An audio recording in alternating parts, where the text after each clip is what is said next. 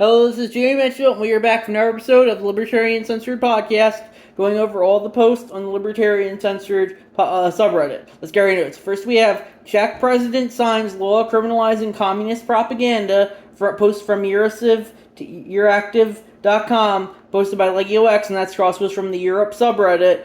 And yeah, personally, I don't really care for communism, and but I don't think the state should be making certain ideologies illegal. You know, if the communists were in control, they'd make libertarianism illegal, and I don't think it's right. So I don't think it's right to make them illegal when they're not in control. You know, that's just because they might do it to us doesn't mean we should be doing it to them. And yeah, you know, personally, I don't care for a lot of the state banning pretty much anything. You know, as long as no one else is getting hurt, I think the libertarian position is very much to defend the indefensible. You know, just because I might not like what you're doing, as long as you're keeping it to yourself and not forcing it on other people, I think you should have a right to do that. And that includes, you know, maybe even things like snuff films or child pornography. You know, I personally wouldn't do those. But you know, as long as you know you're watching it, if you don't watch that and get off to that, you know, I personally would think it's sick, disgusting, and vile. But you know, ultimately, as long as you're keeping it to yourself and not pushing on anyone else without their consent, then I think, you know, the libertarian position is to live and let live, and that's my thoughts on that issue.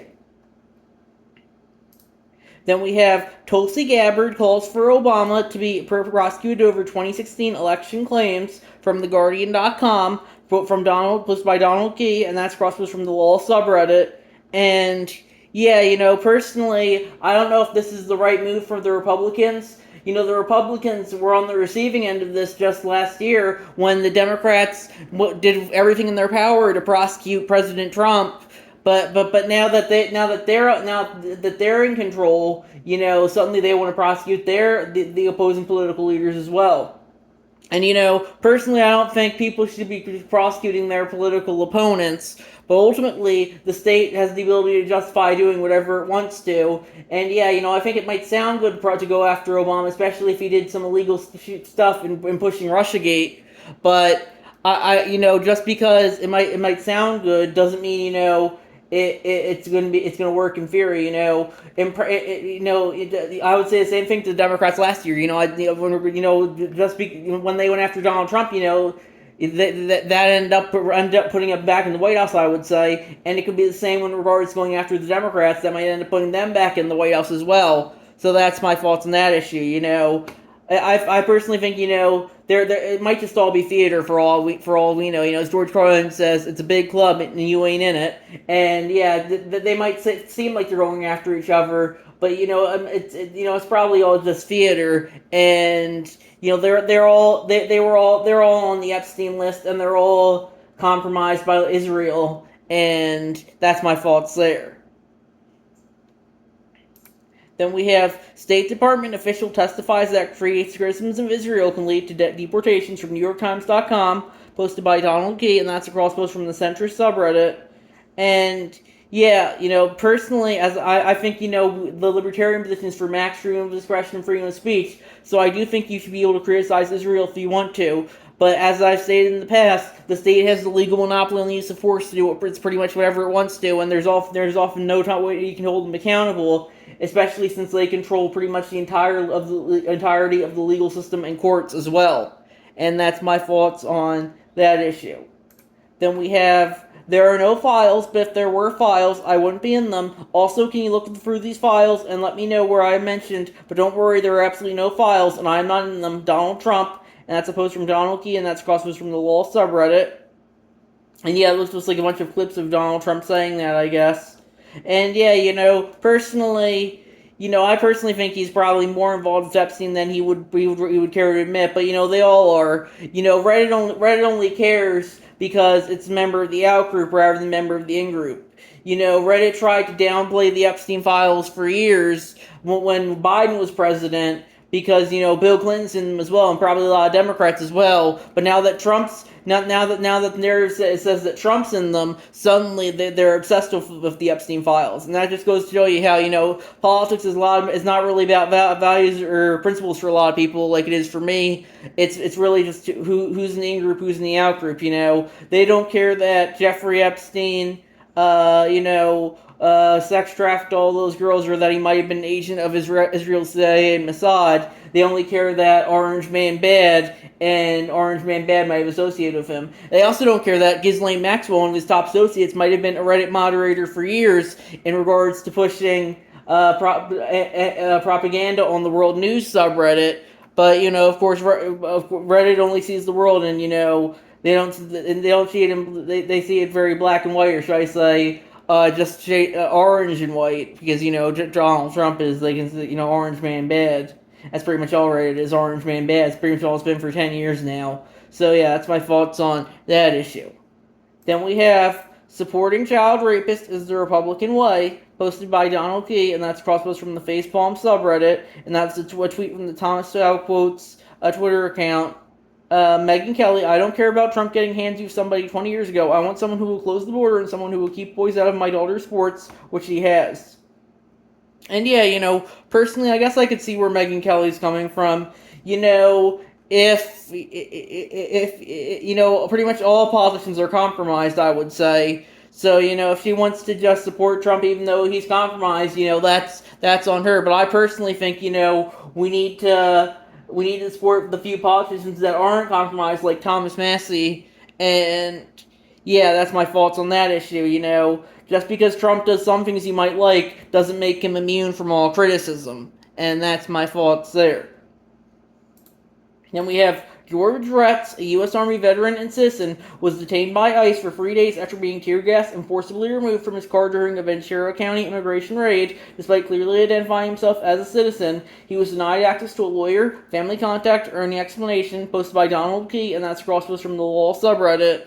And yeah, as I said, just because you might be a citizen doesn't mean that the state can't go after you and break your ICE. As I said, the state only has the legal use of force to justify doing whatever it feels like. Just because you might be a citizen doesn't mean they still can't go after you, even if you say that you are. And just because the Constitution says you have rights to an attorney and stuff like that doesn't mean that you'll actually get them, because the state can choose to give you nothing if it wants to, because it has the monopoly on legal use of force. And what are you going to do? To fight back? If you fight back, they'll just kill you. And that just goes to show you how the state is ultimately responsible for when it comes to being able to do whatever tyranny it wants to. Then we have unmasked ICE officers speak out against being villainized for enforcing immigration laws, from FoxNews.com, posted by Ninja Lover. And they added, "We should not be afraid of doing our jobs. I raise my hand to defend the Constitution. I'll die for it. That's who I am. And I know my partners are the same here. And I was just one of the ICE agents." And yeah, I think it's interesting how on Reddit masks were the best thing ever back during COVID. But now suddenly the ICE officers are wearing them. And they're the worst thing ever. Unless, of course, the protesters or rioters against the ICE are wearing them. Then suddenly they're great again. And yeah, as I said, that just goes to show you how, Reddit will allow the in-group to do whatever it wants, pretty much. Well, the out-group, they can't do anything without invoking the ire of the Redditor. And yeah, but personally, as I said, just because ICE, does deport whoever it feels like, doesn't mean that makes it justified. Personally, I don't really care for any government authoritarianism. There was a lot of government authoritarianism under the Biden administration as well, but Reddit didn't care. But now that the Orange Man's back in power, suddenly all they care about is government authoritarianism bad. I'm sure if when the Democrats inevitably take back the White House, they won't care about government authoritarianism again until the Republicans inevitably take it back again. In which case, suddenly it'll be the worst thing ever. And that just goes to show you how a lot of people don't really care about government authoritarianism only when the opposing team does it. Then we have Trump administration intervenes to help block law requiring priests to report child abuse revealed in confessionals, from independent.co.uk, posted by CH4Lux, and that's crosspost from the Law subreddit. And yeah, personally, I think the libertarian position is, if you want, is to be against any mandated reporting. If you see something and don't want to say something, I don't think you should be forced to do so under the law. So I personally would agree with this. If I were a priest and I'd probably report child abuse to the authorities. But if I didn't feel like it, I shouldn't be forced to do so if I don't want to, because confessions are supposed to be very privatized, and that's important to remember as well. So I personally would agree with this, because I don't think people should be forced to report something if they don't want to. I'm very against mandated anything, and that includes mandated reporting. Then we have one liberal versus 20 extreme conservatives from YouTube.com, posted by Spare Simeon. That looks like a YouTube video from Jubilee. And the Spare Simeon, they all suck, whites or Native Americans, quote unquote. And yeah, personally, I hate that format of I hate. Pretty much Jubilee is just an annoying channel where they do the one progressive, the one versus one member of the in group versus 20 members of the out group, and I don't really like that format. I also don't really like a lot. I don't like pretty much any formats they do. They're just kind of annoying. Rage bait clip generating channel. So yeah, if people want to share their videos, I should be able to, but I've never personally cared that much for them. And yeah, I think looks like we have a new one. Capitalism fails factory workers. This would never happen under communism, of course. And that's by number one from Sir Simeon. That's from finance.yahoo.com, and it's an article from MoneyWise. 300 workers blindsided by Illinois plant's abrupt closure after it served as local linchpin for 60 years. And yeah, that just goes to show you how, just because